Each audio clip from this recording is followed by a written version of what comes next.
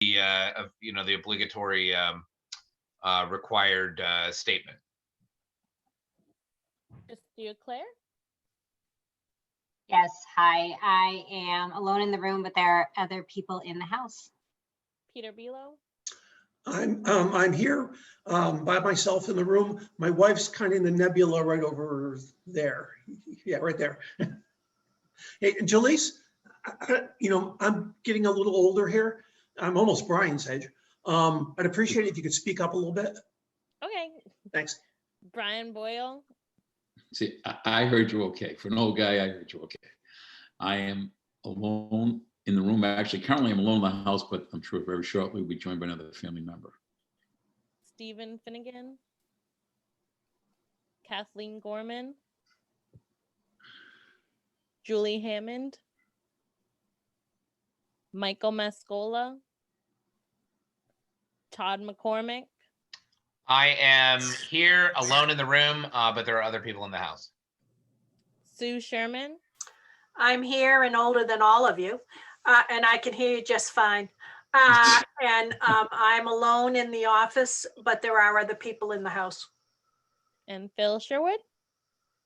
I'm here alone in the room, but there are other family members in the house. And it looks like we have someone else joining us. And Julie Hammond? Hello. And Ross? Okay. Let me just read this fun little statement real quick, and then we'll get going. Okay. I should always just do it before we even do the roll call. But anyway, as chair of the Timberlane Regional School District Budget Committee Board, I find that due to the state of emergency declared by the governor as a result of the COVID-19 pandemic, and in accordance with the governor's emergency order number 12 pursuant to Executive Order 2020-04, this public body is authorized to meet electronically. There is no physical location to observe and listen contemporaneously to this meeting, which was authorized pursuant to the governor's emergency order. However, in accordance with the emergency order, I am confirming that we are A, providing public access to the meeting by audio and video, utilizing a Zoom webinar platform where all members of the board have the ability to communicate contemporaneously during the meeting, and the public has access to contemporaneously listen and view by logging on to www.timberlane.net/Zoom-budcom. B, we have given notice to the public of the necessary information for accessing this meeting.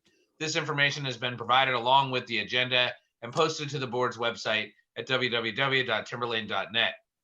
C, we have provided a phone number for the public to alert this public body during the meeting if there are problems with access.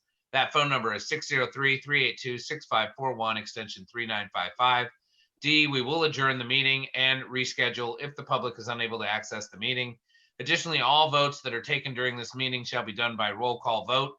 We will begin the meeting by taking a roll call attendance, which we already did. When members state their presence, they must also state whether there is anyone in the room with them during this meeting, which is required under the right to know law. And with that said, I would ask Sue, could you lead us in the Pledge of Allegiance, please? I certainly could. Thank you, Dean. I pledge allegiance to the flag of the United States of America and to the republic for which it stands, one nation, under God, indivisible, with liberty and justice for all. Thank you, Sue. All right. Next up, we're going to move on to the approval of the minutes from our last meeting, I believe. So let's take about, I'm sorry. I make a motion to approve. All right. Pete makes a motion to approve. Do we have a second? I'll second. All right. Let's leave it open for about 20, 30 seconds for anyone to read through who hasn't read through yet, and then we'll move along.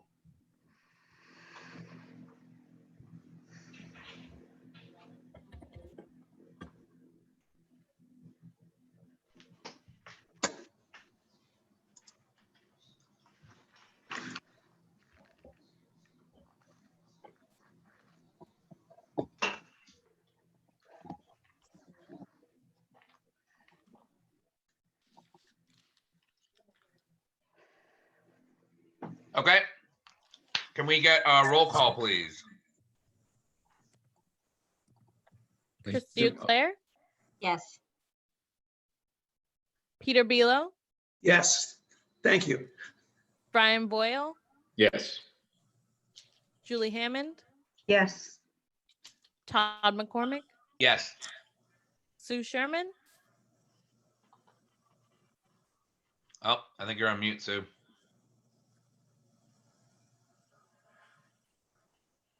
I'm going to abstain. I was absent. and Phil Sherwood. Yes. Motion carries. Great, thank you. All right, next up on the agenda, Jeff, do we have any correspondence? We had some delightful correspondence that the Sandown Board of Selectmen had made their appointment to the open chair, so, or the open seat. So Look at that, I stole your thunder, didn't I? already shared that, so thank you. No, no. All right, well, I'll just say it again. We welcome you, Stephen, and looking forward to meeting you virtually, and then maybe one day in the distant future in person. All right, thank you, Jeff. And now we have delegations and individuals. So like our past meetings, this is anyone's ability to feel free to raise your hand. The way you would do that is you would go into the participants on the bottom there, and you as an attendee should have the option over to the right to click the little dots, and then you can raise your hand, and we'd be happy to hear from you. So if the need moves you, then feel free, and we'll just give it a second to see if we have anybody.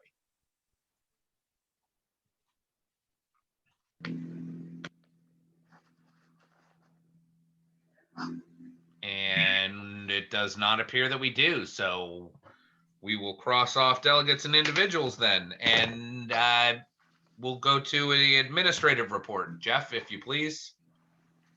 So on the administrative report, I would like to just take a moment. I don't think the superintendent is on the call with us this evening, but I would like to take a moment to really just express my deep gratitude and appreciation. And I might be preaching somewhat to the choir here, but the way that our schools are operating in the environment in which we're in, it is exceptionally, extraordinarily difficult. And I don't say that lightly.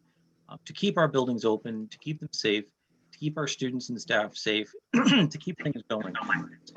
The current environment that we're in, it is a really an exceptional challenge. And I really would like to recognize all of our staff who have contributed to that, our nursing staff, facilities, our instructional staff, teachers, food service, our paraeducators, and all of our administrators. I just can't tell you or express how deeply grateful I am that our staff is able to continue to keep our schools operating within guidelines and really to help our students have the best learning environments so that they can be in school and to be able to deliver in school, to deliver remotely. I can assure you that literally nothing is the same this year as it's been in any other year that I've been with the district. So I really just can't give enough kudos to our staff.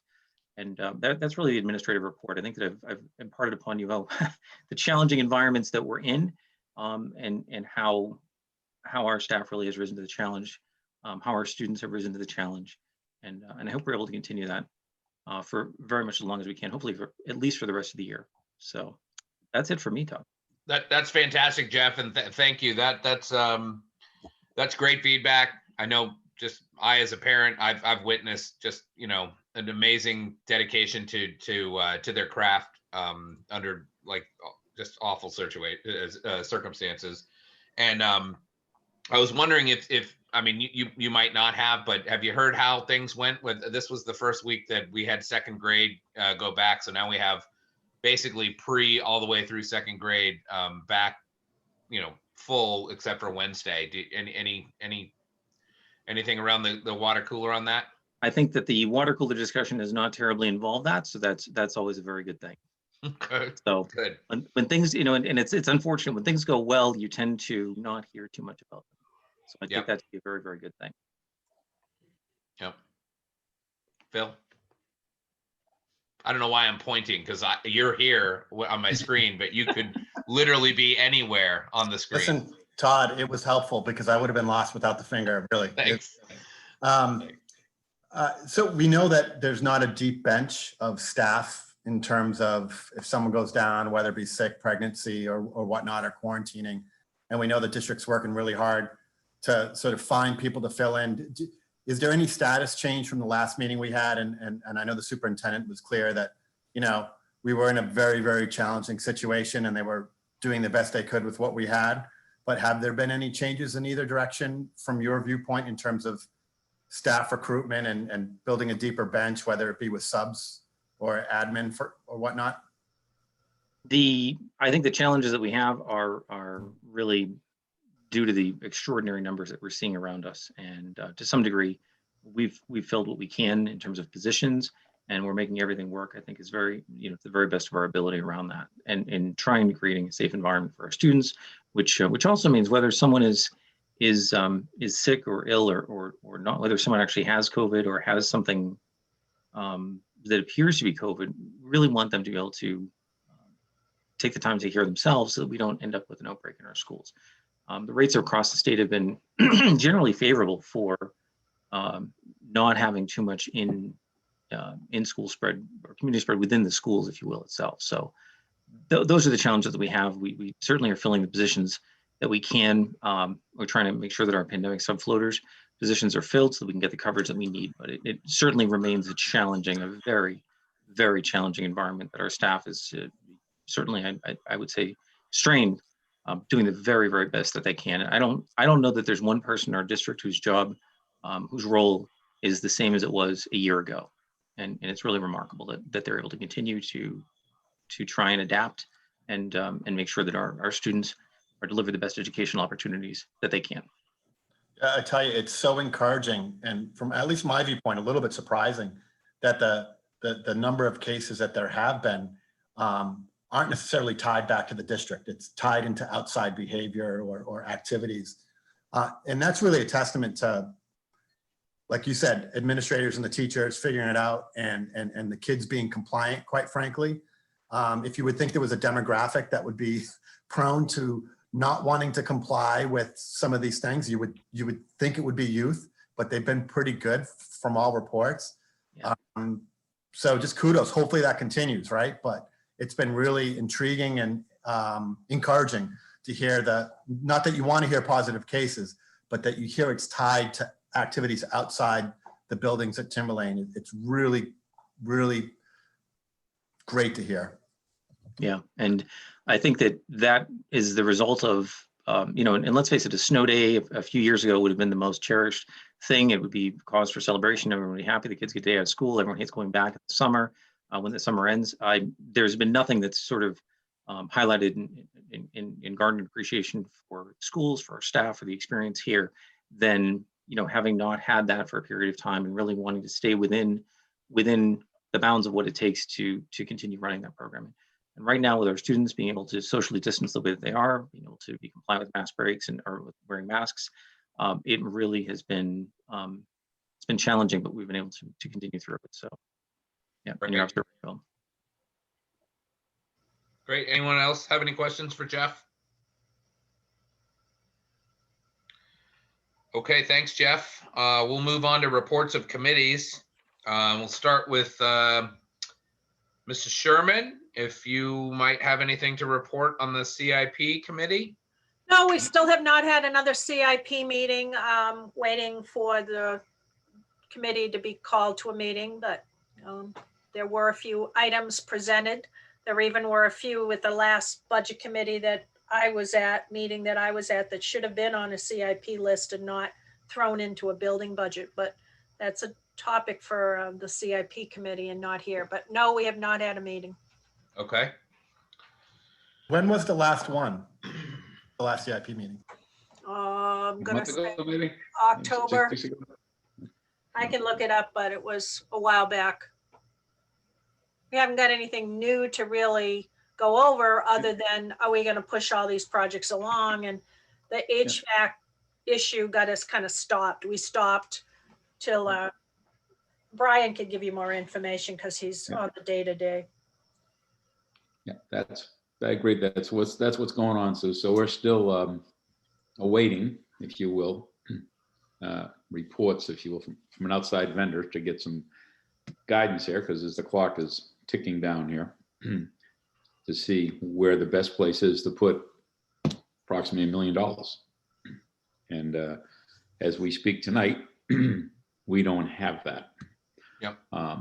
Hopefully we get it sooner or later, but this is I guess during these COVID times, things are things don't happen as quick as you would like them to happen in terms of Yep. getting information, and you just deal with it. Okay. So not to, I'm not saying this to criticize at all, Brian, please understand it.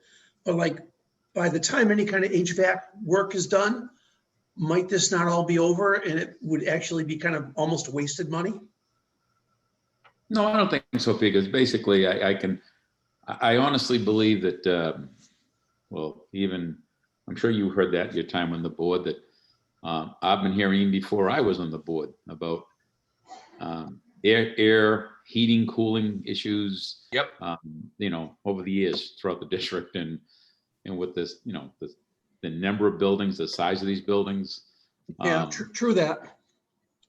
So I think that and each building seems to have its own story. So Yeah. That's why we're trying to get people that, well, that's all they really do. So that's the consultant they're working on, that's their bailiwick. So it's a little frustrating that you wish you could snap your fingers and have the information in a matter of hours or days, but it's, unfortunately, it doesn't go that way. But no, I don't think it's, I don't think it's going to be wasted money, because I think we all know that. It's long overdue. There you go. It's long overdue. There's a lot of stuff. We won't have a hard time finding ways to spend money to maintain and improve our buildings. I don't think that's going to be, shouldn't be that. We just want to, we don't have an endless pot of money. So we're just trying to do it the best we can with as much professional input as we can get. You know, Brian, if you don't mind, I'd like Jeff just to take maybe 60 seconds to clarify that federal money, Jeff, that you and I talked about from a couple of weeks ago, because I've gotten a couple questions on it, and it's kind of a wacky deal, and really, you know, gave us next to no time to do like. It'd be great if we could have used that money, but I mean, the bar was set beyond what would have been considered reasonable to be able to spend it. So if you could just elaborate on what it is and why it would be next to impossible to do. So the funding was announced by the governor probably 3 weeks to a month before it was actually articulated to the school districts, and that was probably not that long ago, 3 or 4 weeks ago. It was really a very tight time frame.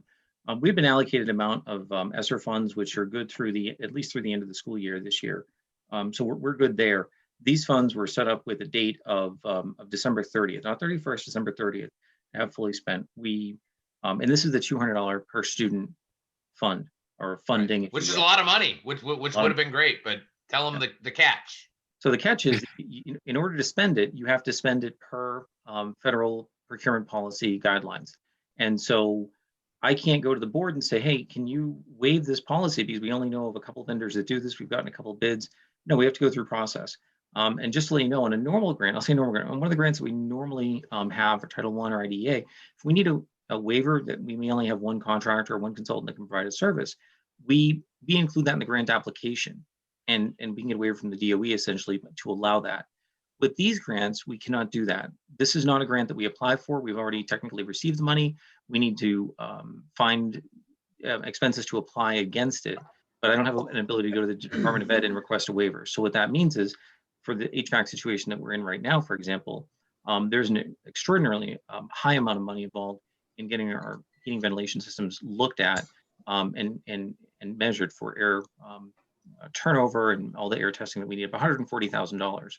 At the end of that, we would have some recommendations on which of our units, a majority of which are 20 years old each, would need to be replaced. Okay, so then we're getting into another cycle of having that have to be compliant with federal funds policy purchasing. So we would need to go in and have another bid sent up for that. Then you get the bid out, then you have to schedule it. And by the time you schedule it, you're a month or two out from scheduling, it's a compounding domino effect. It was really a tough situation to be put in for districts like ours who are trying to be, you know, fiscally responsible to make sure we can get through the year. But on the flip side, end up with you know, with trying to get as many projects in as we can in order to utilize the funding. Right. So So when you originally like elaborated on this to me, the only thing I could think of was if you had already like gotten going on a project like that was already planned before you even knew that there was going to be a pandemic, and you were going to go through the whole bidding process with the multiple vendors and do it by the book, you then might be able to. Right. This might have been like, yay, you know, but for Yeah. us, it, you know, wanting to apply it to HVAC, it's just not doable. well, and that's a double-edged thing right there as well, because number one, I wouldn't be able to probably propose as much in HVAC right up front or immediately as well. But don't forget that there aren't a lot of vendors that do the work that we're looking to have done on HVAC, and I probably would go out shopping around to several vendors in order to get the work done as quickly as possible, because there is a priority on having our buildings as you know, as safe and to have as much knowledge about our systems and air rates for ourselves, for our staff, for parents as possible. I would have gone to the board and requested a waiver on policy, probably to have that done. My requesting a waiver of policy from the board, from the school board, does not relieve me from the obligations under federal purchasing policy. Right. So if I had done that and I said, oh, we've got all this money and I can now apply it to the work that we did, except the work that we did, I get a board waiver, but I didn't get a waiver from the DOE. Yeah. And you It'd be need the essentially work done by 12:30, right, Jeff? All the work's got to be Yeah. completed by. Oh, it's got to be December 30th. completed. Yeah. Yeah, we completed, but it has to have complied with federal funds purchasing policy. And so if Yeah. we didn't have a bid, you know, go out all along and back in July or whatever, it would have been very difficult to get And done. these were originally federal dollars directed to the state, and then the state, kind of didn't know what they were going to do with it until they finally basically said, oh, here, let's push it down locally in like early November. Yeah, well, no, it was So- before that. It was announced before that, but I think there was an effort to try and work through legal how it was going to be dispersed, what that was going to look like. And we just don't, it took so much time from the time that it was initially announced. And you don't know these grants until they've been announced. You really don't, until they've been formally communicated as to what the terms are. Julie? Do you happen to know of any school districts that have been able to use these funds? And if so, what have they used them on? So a lot of the districts, and a lot of the districts have had much greater expenses than we've had. So, you know, if you look at a model like, and I won't say Salem in particular, but if you look at Salem, for example, where a lot more of their students are in the building a lot more of the time, it took them a lot more money and a lot more funding that they weren't really sure they were going to be getting reimbursed in order to get that work done. The expenditures which we can apply for have to be non-budgeted expenditures.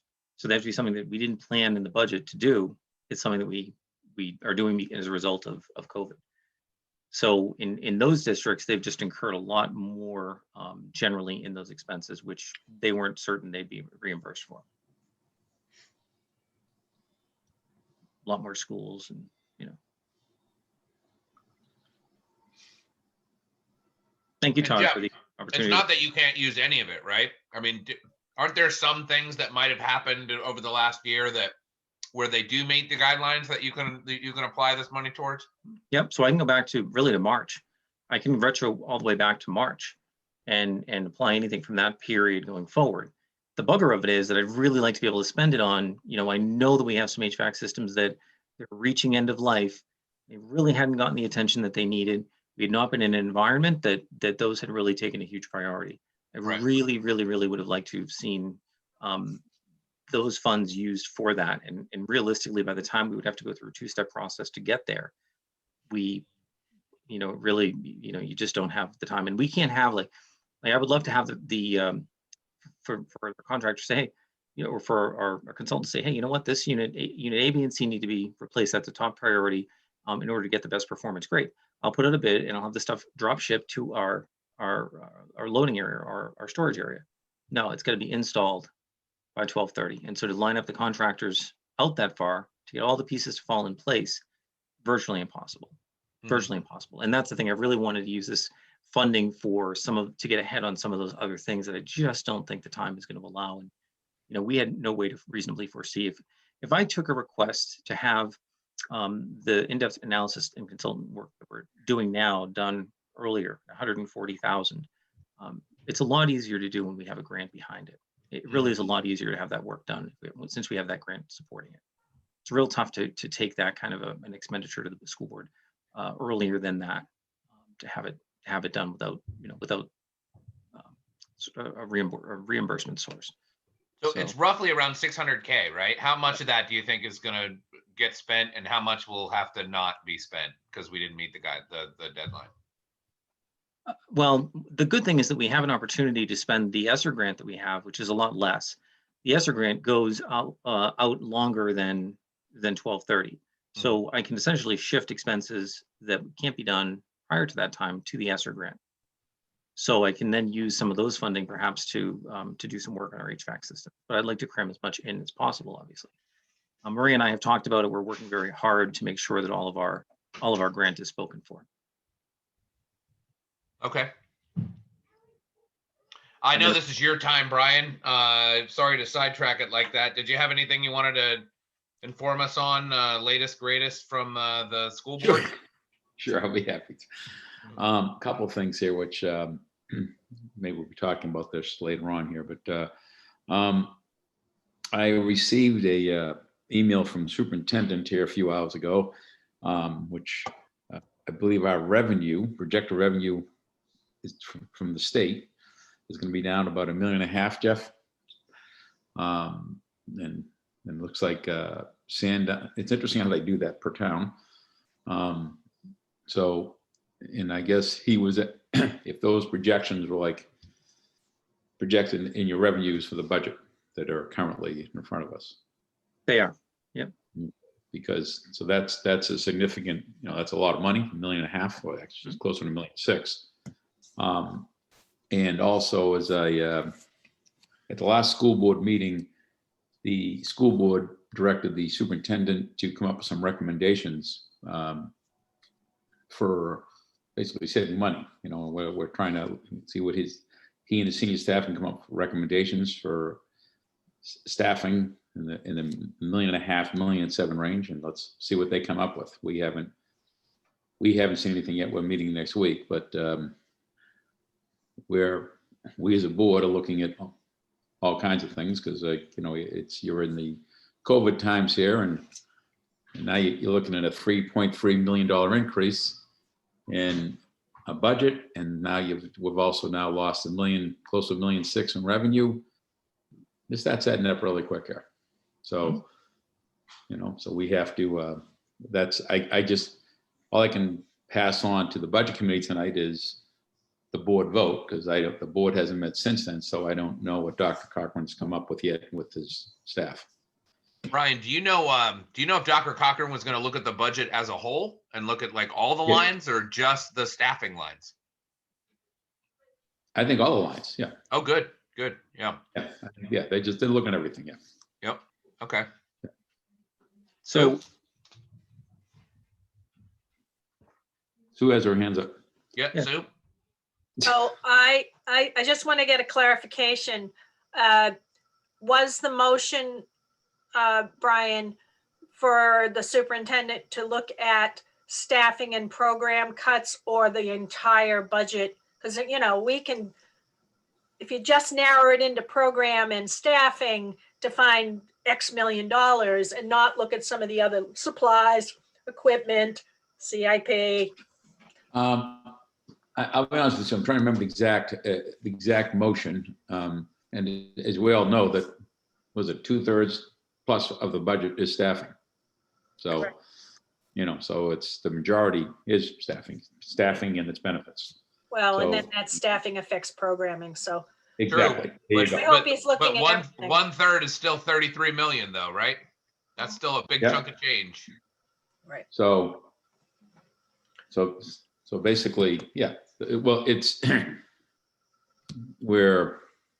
as far as we're concerned, we're looking for some input, from the super and his team. So let's see what they come up with there. And, Yeah.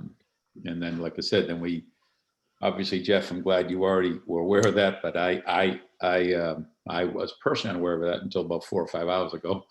about the $1.6 million surprise we're losing in revenue. Yeah, I think that was in the board packet at the last school board meeting, I believe it was. Yep. And that would mean, Jeff, and that would mean that you would have thought that I would have looked at my packet, but So Brian, if I may, and I apologize, I'm just taking one minute here, hopefully, the real quick and dirty of it. For the current fiscal year, we're in the second year of a plan put forward by the legislature. The first year, which would have been last year, the legislature came in and leveled off what they call the stabilization grants. And the stabilization grants that were in place were to assist those towns that did not have the capital base to support the local taxation of local schools. And so that had been decreasing every year. It had been decreasing by a percentage. I think we're down to like 88%. So it had been decreasing. So the money had been taken away. So the first part of that, the first phase of that 2-year approach was to restore that stabilization grant to the 2016 funding.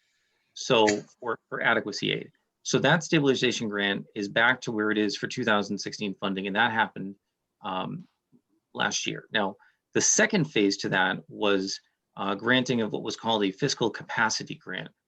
And so the numbers that you were looking at, and there were some big numbers for Sandown and Danville in particular, that fiscal capacity grant looked at and tried to offset those towns that did not have maybe the tax base, the capital capacity to support their schools.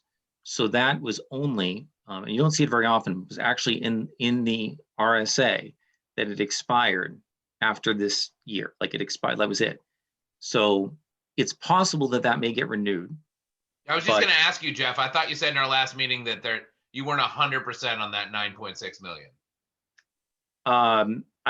They just haven't taken action to renew it. They haven't gotten back yet.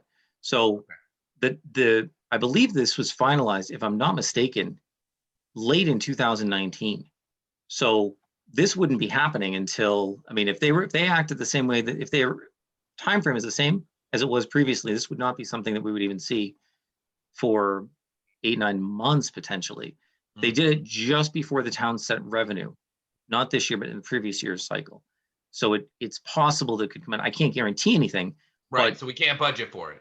Right, but when I look at it, the very purpose of it is to alleviate some of the tax burden on towns that don't have so much of an ability to pay for it. Well, having a drop off of 919,000, in let's just say in Sandown's aid alone, that's really not helpful. That's not really the purpose of why this was put forward, and that really creates a difficult tax situation in those towns. So I'd be more likely than not to think that there would be something coming along. Is it going to be the same level of fiscal capacity aid? I don't know. Am I banking on it? No. All I know is what we have in the revenue budget, which has been presented, which is showing a 1.5% or $1.5 million decrease in aid. Towns like Atkinson really didn't benefit from that so much. So we'll see. Stay tuned. Talk to your legislature. Okay. Later. Yeah. Well, anyway. All right. Well, thank you, Brian. Anything else? Everything running smoothly? As far as you know? Oh, yeah. Smooth as silk. Yeah. All right. Phil? We know in the past there's been a lot of conversations around like the budget surplus and some who have felt historically that there's been certain years where it's, just sort of been unjustifiably too high. And I at times have sort of agreed with that assessment, but there's been also a group of folks that sort of, I don't want to say struggle, but don't necessarily see the importance of building in a surplus every year. And this is not an ordinary year in any way, shape, or form. And the hand that we've been dealt is not by our own doing. That being said, this is why local governments build in surpluses to absorb volatility that can come in time, every now and then into play. And we might go 8-9 years with hundreds of thousands or millions left over, and some might see it as responsible fiscal management. Others might see it as sort of reckless and just padding the numbers.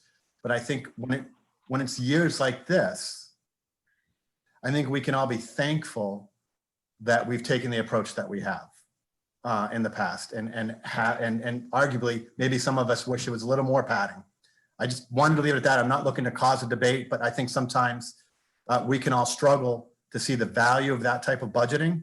But when we see the type of back and forth that we're seeing from the state government right now, I think it's case in point as to why we budget conservatively in that way. Well, that's a great point, Phil. And I was having a conversation with somebody about that today. Jeff, I think we've heard recently that we had, an exorbitant amount of unexpected expenses due to the pandemic. And one number floating around was somewhere around 2 million. Can you explain why that didn't actually come out of our current year, but instead it was, I believe you told me we almost offset it like for like, didn't we? We did. Yes, we based on the fact that we do have some aid coming in, obviously from ESSER, that's very helpful. We do have some aid coming in from the $200 per student grant. That's helpful. In the environment that we're in right now, I'll be frank with you, we've had a very difficult time filling all of our positions on an annual basis.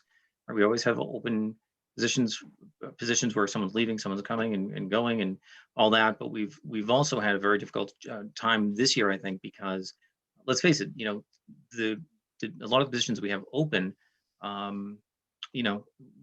are a lot of positions that might pay a little bit better. And so I think that in the number of positions that we have not been able to fill, or we don't see as filling, have offset a substantial number of some of the staff that we've had to bring in, for example, to help with our pandemic float coverage and that sort of thing. So we've been able to save some money in some areas, lean on some grants in some other areas. And I think one of the reasons I think we were looking, let's say we're looking at $2 million in costs. Well, the $2 million in costs, invariably we have some offsets. We have some offsets in revenue, which is helpful, and we have some offsets in, just the fact that we just can't possibly fully staff the way that we're budgeted to. We also have a return of funding from Health Trust, which is our healthcare provider, which also is a very helpful. It's a very helpful. We haven't had one in a couple of years. It's a very helpful year for that to be happening. That we've had a return of surplus from our, which is basically a repayment of not a repayment, a return of any overpayment that the Health Trust company has had as a result of our participation in their program. So that's quite a bit of money this year as well. So the reason I bring it up is because I believe the surplus that got moved over into the revenue for this current year was $2 million, roughly 1.9, somewhere around there. So to Phil's point, if we hadn't had all those other things to help offset these unexpected costs, we might be in a little pickle right now. But luckily we did have, a good cushion to go into this year. And frankly, I don't know how it's going to work out this year, but we went pretty lean last year in last year's budget cycle. We cut a few things out, and we're trying to get that surplus down. And I think it's a good policy to regularly shoot for somewhere around, $1.5, $2 million. I mean, nobody wants to have $3, $4, $5 million surpluses. But in this particular instance, we're not going to have a pandemic hit us every single year. 2 million was kind of right there, right? Like right there we didn't actually need all that 2 million because of all these different things to help offset these unexpected costs. But I think you make a good point, Phil. It is certainly good budgeting to make sure that we have, some kind of cushion that can help us when, God forbid, something like this happens. So that's a good point. And Todd, we don't like budget surplus. We don't have a surplus line. But what we do is, if we're looking at it, we're not underestimating the budget. We are a gross budget environment, a municipal environment. So we've got to budget what we think it's going to be. And in doing so, we're not saying, well, we know that we have, X amount that we think we're going to spend, but we can probably do better than that. We're saying, no, this is what we anticipate for spending. And usually we do better than that. We don't necessarily budget surplus, but we can't just assume cost savings in the budget that we haven't yet been able to obtain. And that's when you run into problems with not having enough and having to go back to the voters mid-year when you do have something come up like that. Yep. All right. Well, with that said, why don't we move on to unfinished business, and we can continue our discussion from last feels weird to say we met last Monday, but from last Monday, and let's take another look at the budget. All right. Share it out. Hold on just one second. Is Julie trying to get our attention? Oh, I think It so. was. I just wanted to add one more thing in, if I could, Todd. Absolutely. I just wanted to let you guys know that I had been asked to be on the superintendent search committee. You're right. We do have another committee. Oh my gosh, I'm so sorry, Julie. That's okay. Put a That's pause all right. on that, Jeff. Sue, you are no longer the only committee person to report in our meetings. Please take the floor, Julie. And I was very happy to hear your name mentioned on that. Yes. So I just wanted to let you know, we just had our first meeting yesterday afternoon. And looks like there's a really good mix of, people that live in the district, teachers, administrators, and I think it'll be a good mix for looking at the different candidates. It sounded like a well-rounded group. Yes. Mhm. Yeah, so I think it'll be good. Fantastic. Any questions for Julie? Oh, there you go. How many people are on it? I know I read it. I didn't I think absorb. it's 15. I can double check. I think there are 15 Great. people on there. Yeah, it looks like a real good mix of people, Phil. And do you all have a timeline, or I'm just curious with the end game? Yeah, they are currently accepting applications through December 31st. And at that point, there will be, I think that the two co-chairs, Sandra Allaire and Kristen Savage, I think they're gonna do one sort through just on the basic criteria that we'd be looking for, which we are meeting either next week or the week after to determine exactly what the minimum criteria are. And then after that, we will meet and start looking at some of the resumes. Great. Do you know if there's many applicants yet? I believe they have 15. Wow, really? Sue? My question for Julie is, do you have a consultant working with you, or are you doing this on your own? It appears that we are doing this on our own. Okay. And I was actually trying to remember from the last superintendent search. We had a consultant. You did? Oh, yeah. I was the only teacher from Timberlane on that committee, on that search committee. And remember, it was Hampstead and Timberlane at that point. Mhm. And we had I don't like to call it a headhunter, but we had a firm that does placement of superintendents who had helped set the parameters, help the committee focus on what are we looking for? What are the communities looking for? That was very helpful when we first started to cull through we had way more than 15 applicants at that point, but that was 8 years ago. So be interesting to see how many you get and what your criteria is, conservative, what are you looking for? So Well, if you have any, I wasn't chosen to be on the committee, I'm sorry. So I'd happily talk to you privately, but I applied and was not chosen, so. okay. Peter? A couple comments. So I was on the school board when we went through the last superintendent change. And I can tell you that I think it was very valuable personally to bring in the final few contestants and have them queried by, the taxpayers, the teachers, whoever. I think we learned a lot from that process. So I hope you guys end up doing the same thing. Yeah, we had the 3 finalists, the 3 that we worked it down to, Julie. Yep. We had coffee hours, times people come in. I think even Brian came to a couple of those. And so you got to meet the finalists. It was 2 women and 1 gentleman.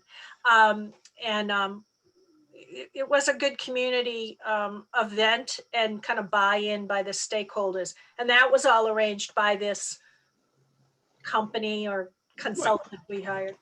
But Okay. it didn't have to be, but yeah, the flip side of the coin is, again, as a school board member at the time, frankly, and I'm not going to name names, of course, the company that facilitated all this clearly had a person in mind to get the job No, they did not. and set things up accordingly. And we didn't kind of follow that script. I disagree with you totally there. I was in those meetings in the middle of July when it was 300 degrees out. And we were meeting, and you were not at those meetings. You were not on the search committee. You were later on at the far end of things as a school board member. But I never felt that consultant firm pushed anybody in any direction at all. They gave us information. They helped us with culling through the applicants. So my opinion, Julie, Mhm. I thought the consultant was worth hiring. I forget what we paid. I'm sure Jeff can go look it up. It was probably $10,000.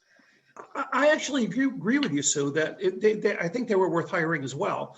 But I do want to say that at the end, they clearly tried to skew things. And it was very obvious to the chair of the school board and to most of the school board members that was happening. And I'm not going to go into the details. Sue, I'll talk to you personally later if you wish.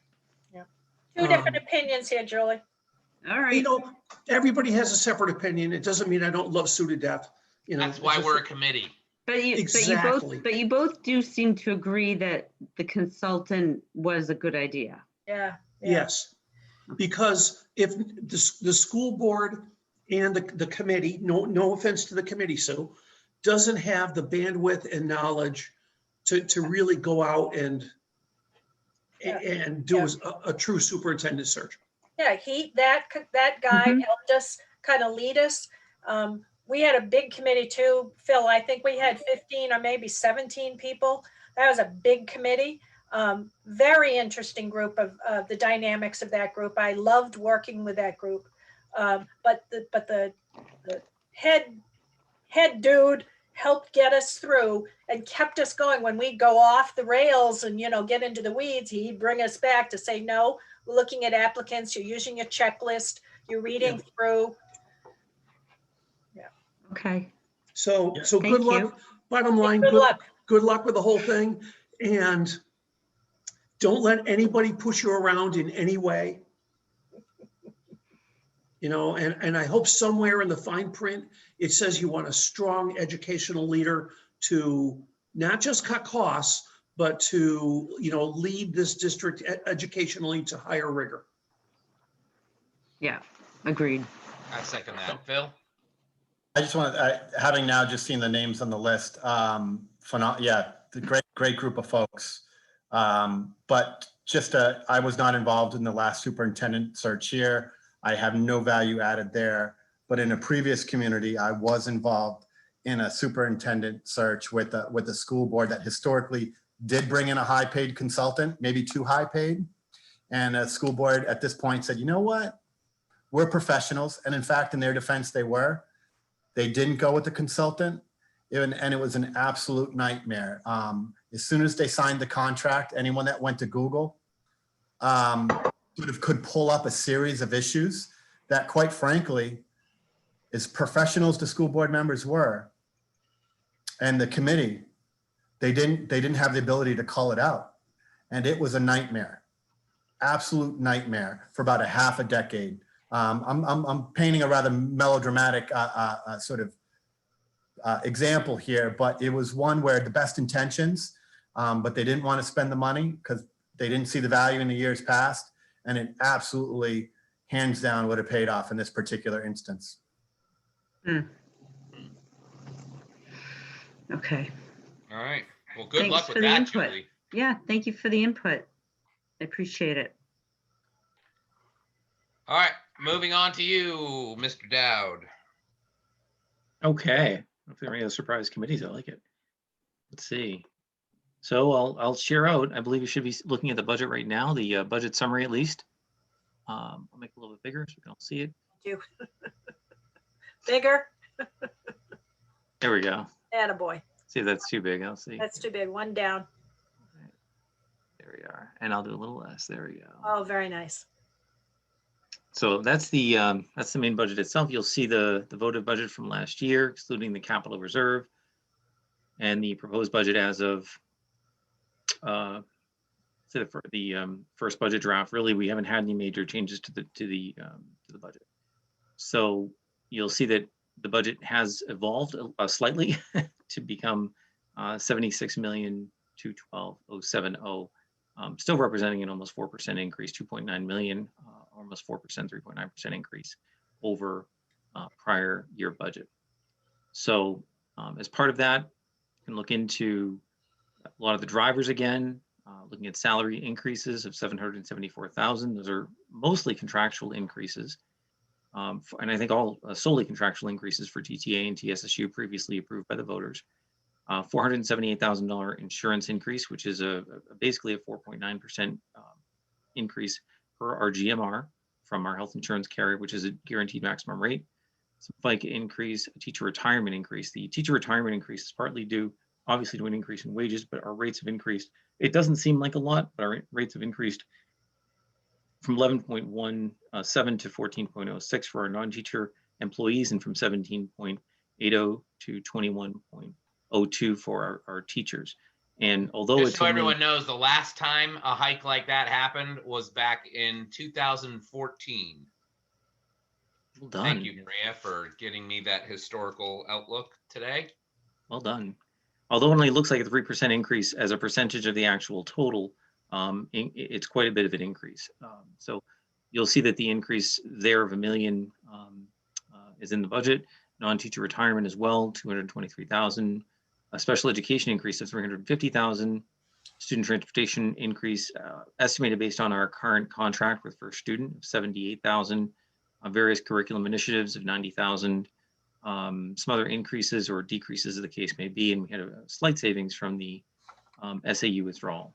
So I will note that the interesting thing about the budget this year is that there really aren't any bells or whistles. There's nothing terribly exciting. You all sat through the budget presentations. There are no new initiatives, no new huge projects. We have the curriculum initiative at 90,000, which that's it. So there's nothing that's in the proposed budget that's new or somehow outside of what's really legally required. So I will defer to the committee and ask what say you. Well, I'll start it off. First of all, thank you, Jeff. There are some pretty sizable increases there. That's for sure. Not really anything we could do about mandated rate increases, for retirement. That doesn't mean there's not low-hanging fruit. Every year we look for it, and I encourage all of you to look for it and see what you can find. I spent some time looking through it, and I found some, and that's kind of our mission, right? Like right. Every line is available to us to take a look at and look at it historically. The pandemic, it adds a bit of complexity. I mean, there's certain things I looked at when I was going through the budget last night where I was like, well, obviously we had, quite a bit of a variance when it came to certain things, when it came to like transportation, right? For field trips, of course we had a higher variance that year than we have in years past. So it makes it a little more difficult to do like a 5-year trend analysis. But there's other lines in there that, have traditionally carried somewhere around 10%. And whether that's a small line or a big line, that's a good chunk of change where we could try to grab some wins or again, low hanging fruit. We did it last year as a budget committee. I think we put a solid budget out there for the voters, and we were able to trim some of it down to a palatable number that the voters embraced in March, and that's our mission, right? So obviously, when it comes to the staffing, that's something that the school board has tasked Dr. Cochran with, and he's going to be taking a look at, apparently the whole budget, just like we're looking at it. And he's going to come back to the school board with recommendations next Thursday. There are some open positions, and I'm going to have Jeff talk about that a little bit as well.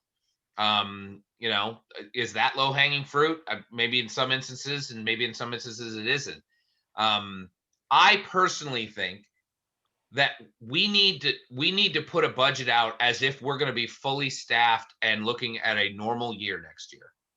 I mean, I don't see any other way to do it. We can't assume that it's going to be the way it is right now, right? And we kind of have to look at this as an anomalous year where we're going to get things back on track. Vaccines are going to be available, and things are going to be different. Are they going to be 5 days a week and no, close down on Wednesdays for cleaning? I don't know. I mean, but we really need to fund.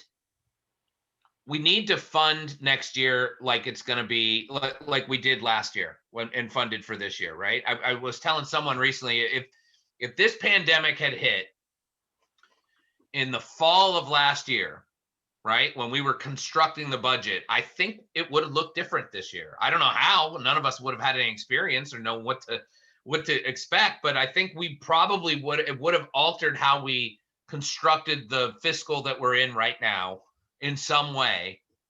But that didn't happen, right? We put out a budget last year for a normal year this year, and that's what we're operating under this year. And is that going to amount to a larger surplus this year, a smaller surplus? I don't know. I think Jeff could speak to that a little bit as well. What he might predict could happen by the end of June, but I mean, who knows? I mean, this could be the same. We could be running the same way we have been this fall for the rest of the school year. So that's my statement on the thing. I really do think we need to focus on a budget that's going to assume a full school year next year. But that doesn't mean we can't look and try to analyze this and look for some wins to try to get that number down, right? We don't want to be putting budgets out that, turn around $4 or $5 million surpluses. I want a responsible budget that's going to fund the district, provide great education, for the kids and excellent teaching. But I want to do it, with some comfortability so that we have something left at the end of the year, especially in light of what we're in right now. So that's all I'll say for now. But I would like you, Jeff, to address the open positions if you could, and then maybe just give us a comment on, I know it's a crapshoot. We're far away from the end of June, but if you could just address what you think the surplus could be at the end of this year, that'd be great. So Todd, right now I will address the open positions that we have, or the vacant positions that we have.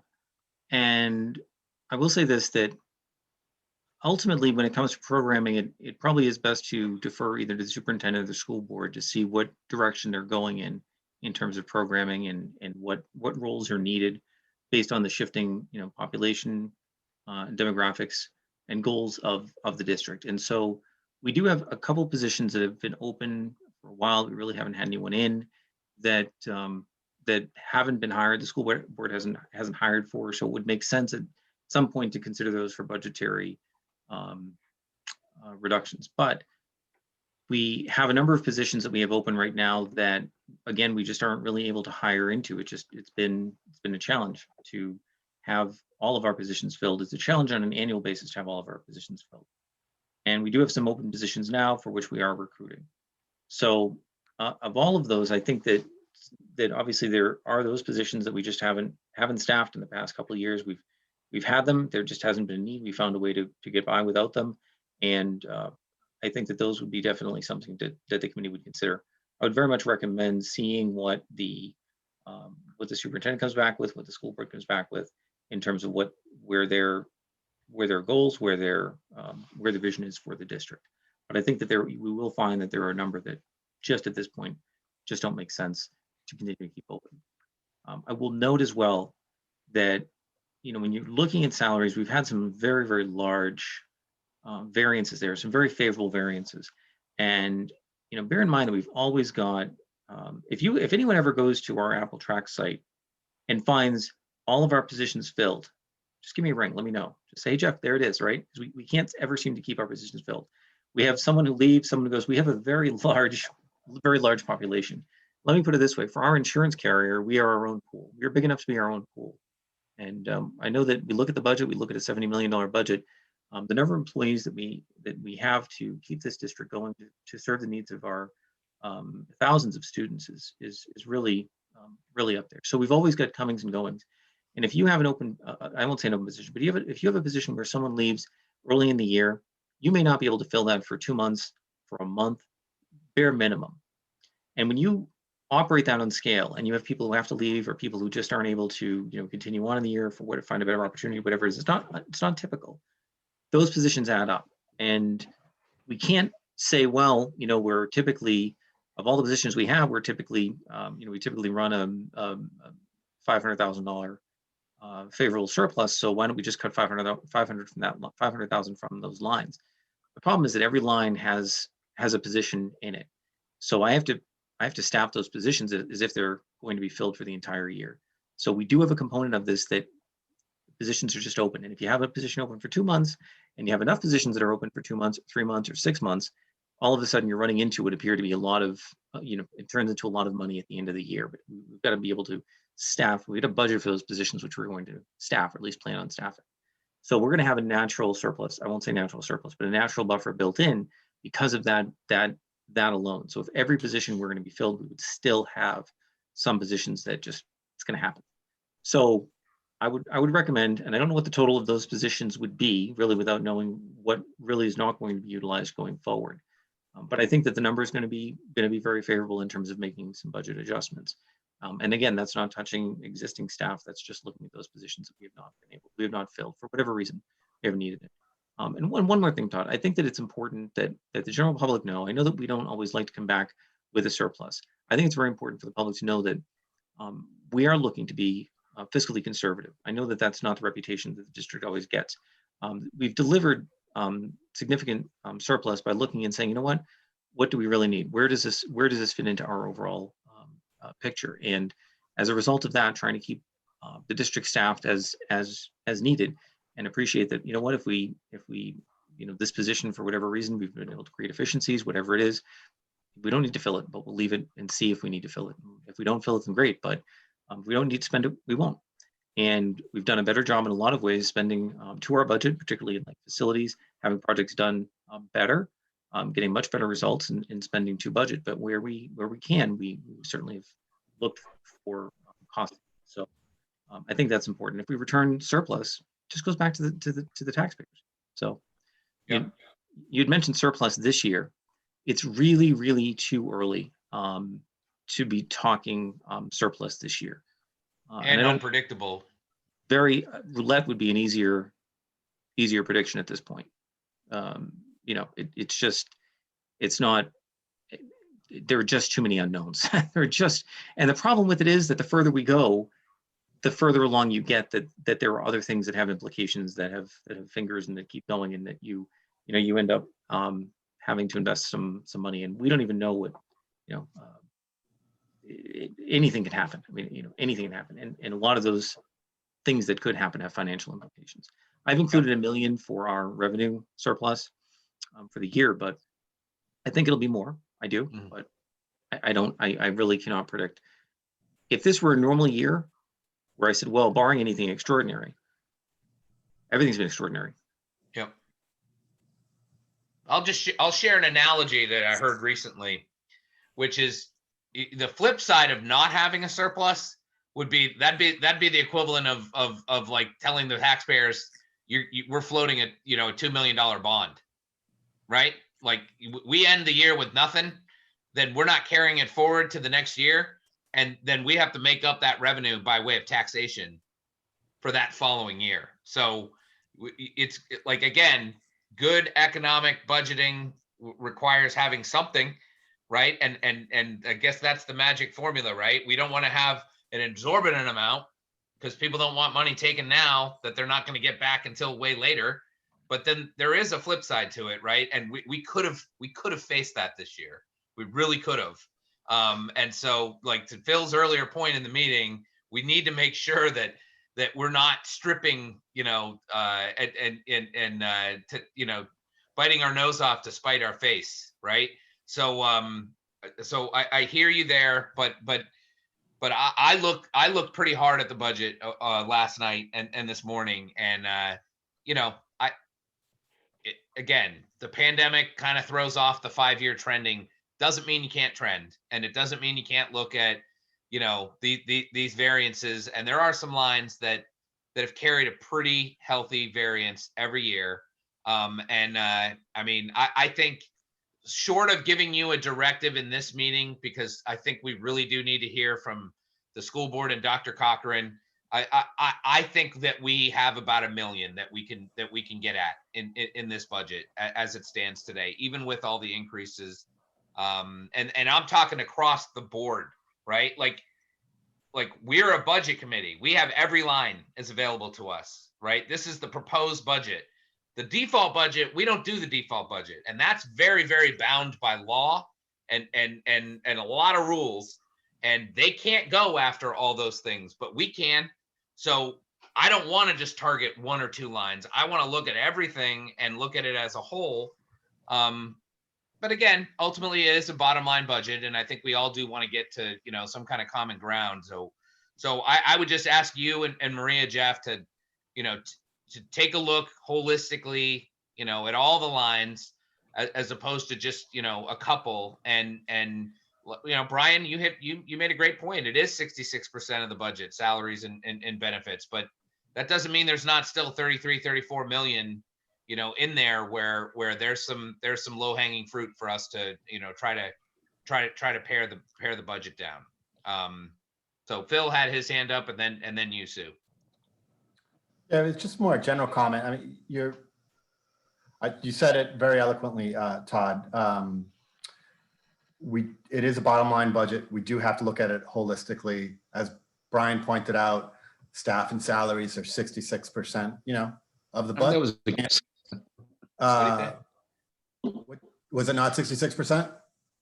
No, I don't think so. I'm just guessing. I know it's the majority Okay. of the budget. It's No, a it large is. It percentage. is, Brian. You're right. Okay. Well, that was a good guess. There you go. It's an educated guess. You're an educated man. But one of the things that concern me, is the long game here, that we're going to have some tough decisions. There may be some easy decisions, low hanging fruit, as you said, Todd, but there's going to be some tough decisions too that we're going to have to swallow and make. But I worry a bit about balancing this budget on the backs of staff.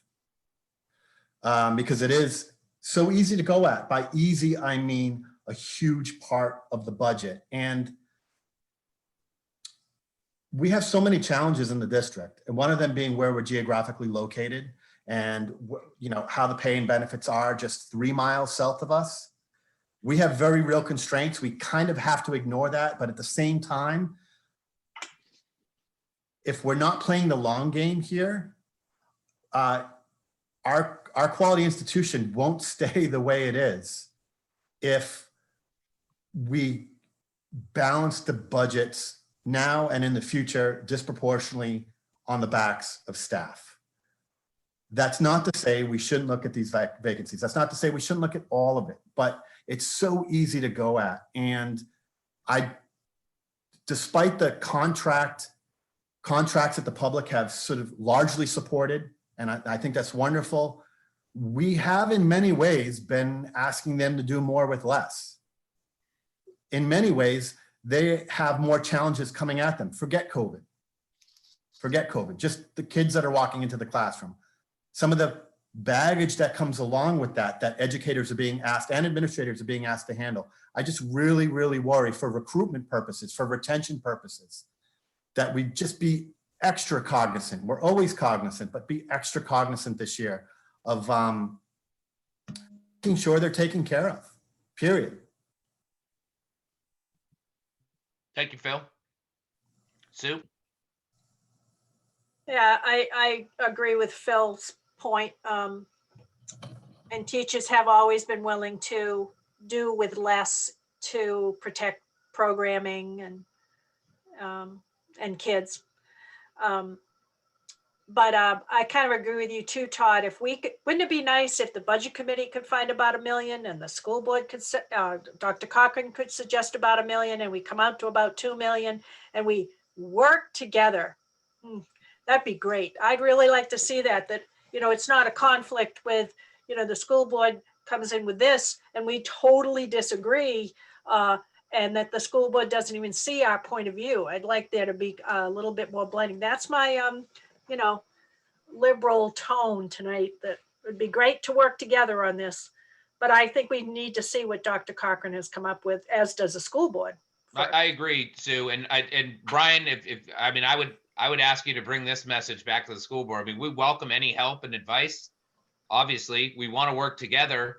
But there's a lot of lines in that budget, and we'd like it to be taken, again, just to use the same word, holistically, right? I mean, we were all very successful budget committee last year when we for lack of a better term, attacked many lines as opposed to just one or two. I know you guys are tasked at the school board to develop a default budget, but it works differently in the proposed. I mean, we have a wider canvas, right, that to work from. To try to take a little bit here and a little bit there across the board and spread it out, as opposed to just really narrowing in on the big elephant in the room, which is staffing. So I know that's my mission every year, is to try to find whatever fat I can find to try to make it a more passable budget for everyone involved. Yeah, and if I could. Basically, right now, there are 4 members of the school board working with 4 of our 6 labor unions. So to your point, Phil, we're well aware of the importance of the staff, and each group has their own needs, and we're trying to do the best we can we're not trying to lose people, but there's some realities in life that are going to happen. So yeah, I'm pretty confident the Timberlane School Board is looking for the future. They're not looking to just come up with a budget so that it's the end of the world, next March. And to your point, Todd, I think collectively, whether it's the budget committee or the school board, of course, we should be making the assumption that by next fall, the Timberlane School District, as well as America, should be back to school full time. That's what my expectation would be. I think I'd be surprised if it wasn't. Yep. So I think I think from that standpoint, where we have the same position, and it's what happens, Sue. I agree with you what you're saying, Sue. This is my 3rd or 4th year as a liaison here, but it always seems to get to this point where you get down to this time of the year and there's only a couple of meetings, and we haven't collectively figured it out. It'd be great if this was done 6 weeks ago, but it's always you deal with this moving ball, so to speak. It's a timing. I mean, this is the fiscal year, right? It's just the way it all shakes down, and when you have to vote on it, and you do bet you can. So if adjustments even have to happen at a public hearing. Yep. Because I think this is I think the whole state is going to be dealing with how that's even going down. Yep. And as far as the pandemic's concerned, look, I mean, however it shakes out, if the pandemic is the cause of a larger surplus, then more's the better. Then that gets added into whatever gets passed in March, and sure. And we all benefit as taxpayers, right? For that. So, but I really think you're right, Brian. We can't assume that we're not sending kids back Monday through Friday next year. Yeah. So that's all I really wanted to talk about for this. I think we have we have a to-do that is on the school board and Dr. Cochran, and we kind of need that guidance a little bit, right? To really kind of hone in on where we can grab some savings. I have some thoughts, I have some lines. I'd like any of you to, feel free to go back and look, as far back as you want, but traditionally I only go back 5 years and try to get a good feel for, where there might be some room to play.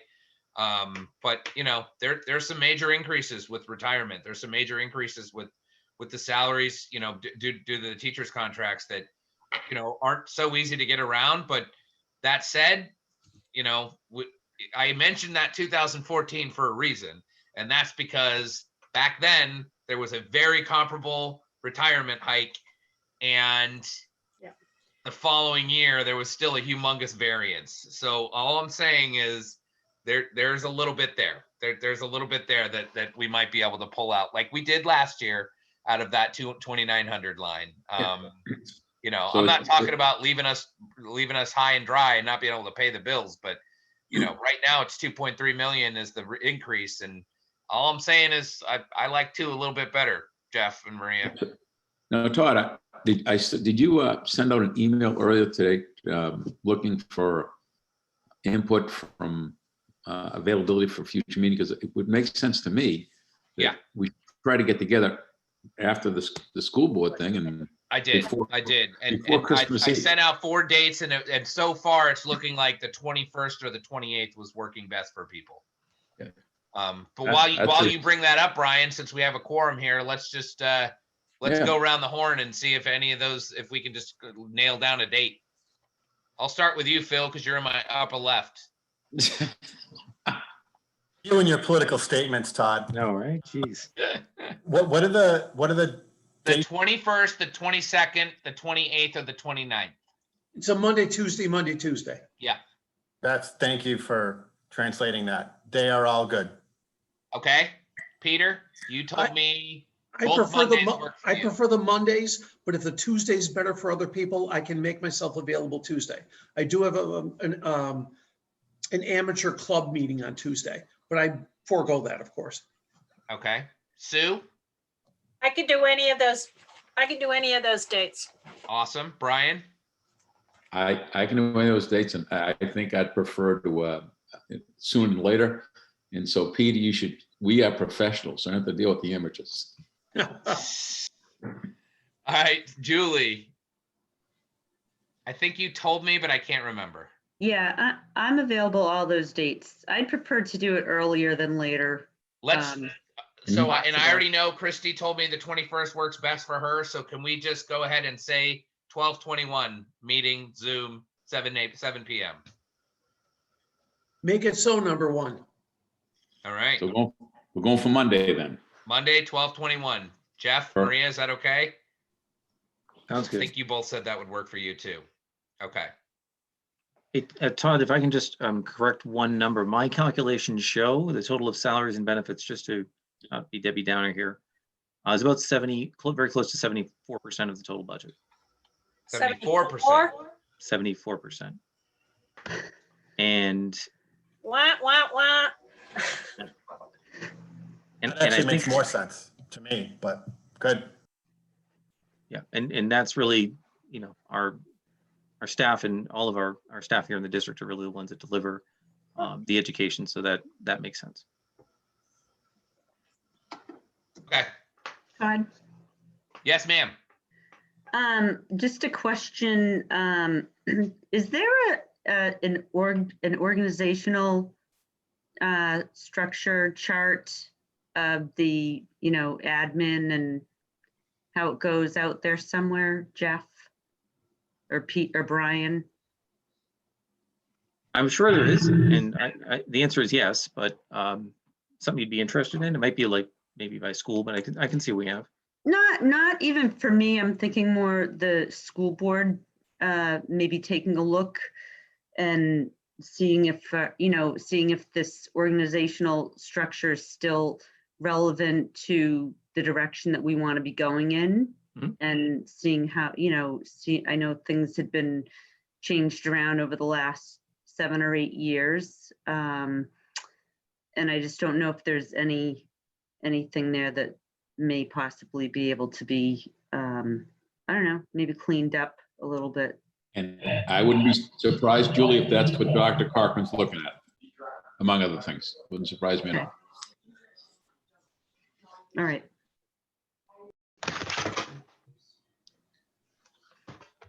Okay, well, before we adjourn, I had one more thing I wanted to bring up, and happy to hear others' thoughts on this, but I'll just tell you what my thoughts are, and it's regarding the public hearing. That's our meeting. And I'll be honest with you, it's coming up here in a month, what is it, a month and a half? No, month and a week or so. Jeff, is that right? Yeah. Yep. So, unless something drastically changes as far as the community spread and all that, I don't see a reason why we couldn't do that via Zoom. I really don't. Right now, we can open up our meetings for delegates and individuals. We could certainly open up the participants and do hand raising and let people speak.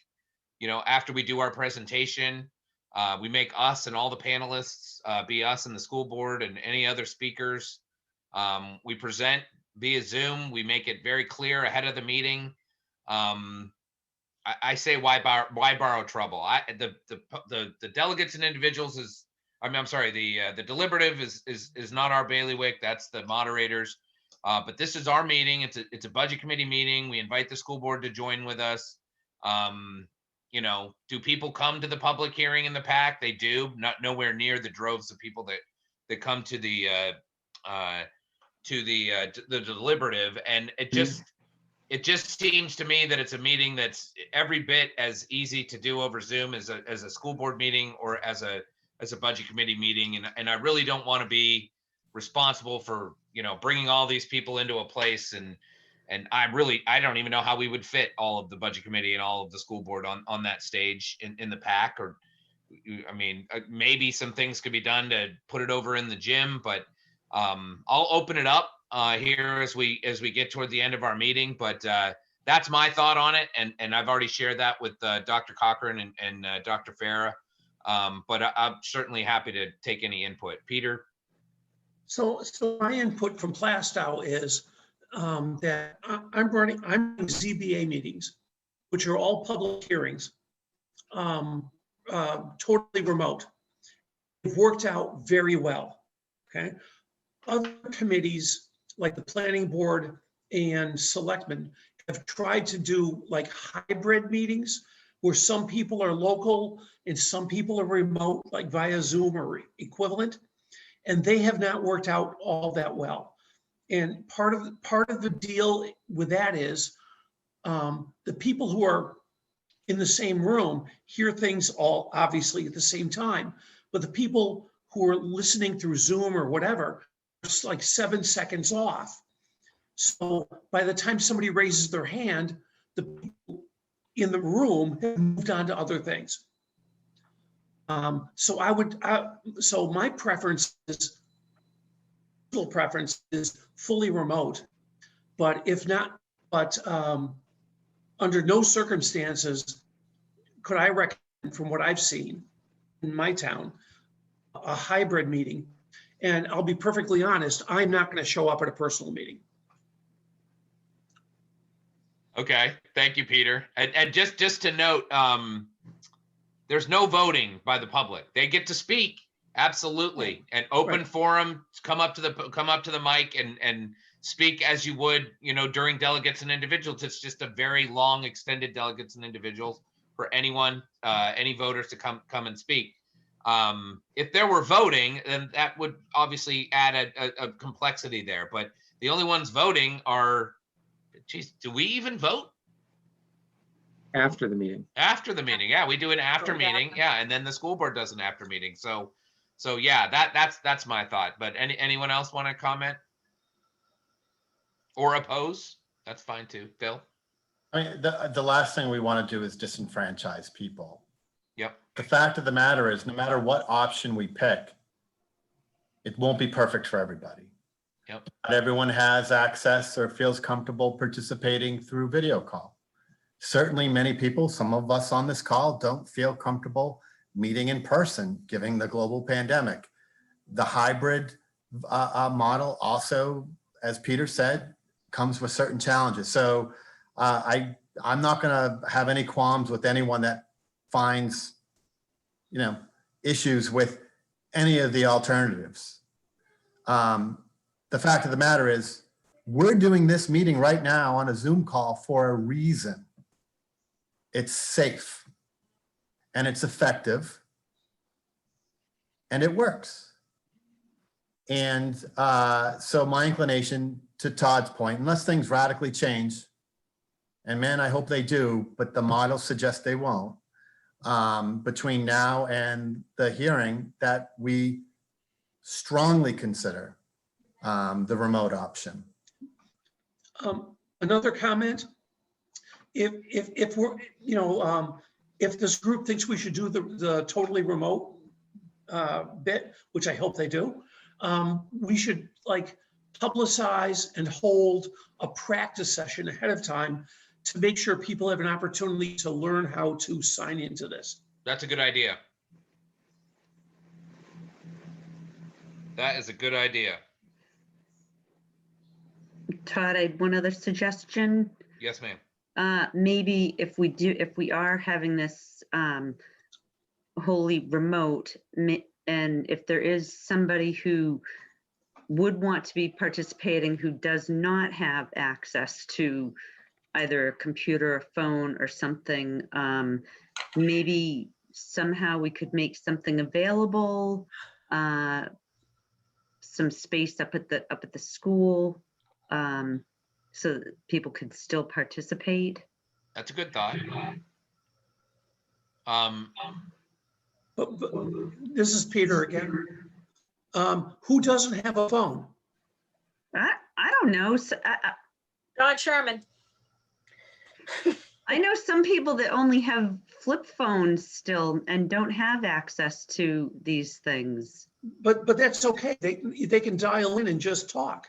Yeah, but they wouldn't be able They to can? see it. They wouldn't be able to see the presentation. The problem with having somebody in the school is that it becomes the hybrid mode, and all of a sudden they're offset by I don't know what's the number is. Sue knows better than me. 5, 6, 7 seconds, and they don't know when to say anything. Yeah. Jeff, have you guys been doing any planning for this? I mean, I think this is the track I'm inclined to go toward, but it doesn't mean that I don't want to know that there's an alternative, right? That could happen. Should we start seeing numbers decline and it is more conducive to doing it, at least some form of a traditional way. Go ahead, Jeff. I was going to say the planning that's going on, and I'll put it bluntly, at this point, the public hearing portion of it seems relatively straightforward. A lot of the planning that's going on right now involves the moderator and school board chair, and our internal folks on the deliberative session. Okay, that's a session that we have voting at. We have the presentations that we'd be doing at the public hearing to some degree, but it's the voting, it's the vetting of who's a registered voter. And the state has set forth some very specific protocols to allow that to happen remotely, but it's ugly and it's not a very great option, not a very good option. And they haven't really weighed in on the public hearing, right? Public hearing is a budget committee's hearing, and I think it really is alleviated a lot because of the fact that we don't necessarily have voting, right? We don't have to check to see who's no voting. no voting. We don't see who's necessarily a registered voter. We take it on faith that someone's a resident if they're speaking, right? So Well, you have to Basically, identify- just like these meetings. Yeah, you identify who you are when you come up to the mic, the town you're from. Yep. You're allowed to speak towards any budget. The budget committee runs that. Yep. And I don't think the school board, They present their default budget at the if we public. had a default, if we present the default, which you certainly still could do. Yep. Warrant articles are the school boards. Are you going to allow the warrant articles to be presented then? Yes, no, So I'm in favor of the Zoom. I'm not in favor of all crowding into that pack or to the gym or. Okay. Christy, you had something to say? Well, I was just going back a couple points before, I know that in Danville specifically, our percentage of people who didn't have access to the internet was relatively, kind of surprisingly high, I thought. I don't know if that's changed now that we're learning remotely, and I know some people have been granted internet service, but having an alternative, I think, would be an advantage. I'm in favor of doing this via Zoom, but offering some kind of alternative, whether we reach out to, our local libraries or perhaps do it at the school and just make that option available, I think would be kind of important. That might be tough because our library just shut down for having people inside of it anymore. Right. But I see what you're saying. Yeah, like maybe reach out and maybe possibly like the community centers or something like that. Yeah. Okay. Any other thoughts?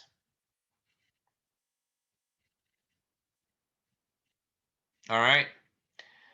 Well, with that in mind, I'm going to go ahead and call it at 8:32 and adjourn the meeting. So we'll see all of you on the 21st, and hopefully we'll have some more information to, get closer to a final number. I take it that the meeting on the 24th is canceled. Yes, sir. Good Thank you. point. Yes, Thank sir. you. Oh, come on, guys, really? No, I can't even imagine. Phil, if you really want to meet, you and I can Yeah. meet There personally. you go. Dean, please send the It's Zoom the out to 24th Phil is and just- Peter. That's just for Jeff and Maria on the 24th. We'll be the Grinch. You Hey, guys have a good afternoon, good evening.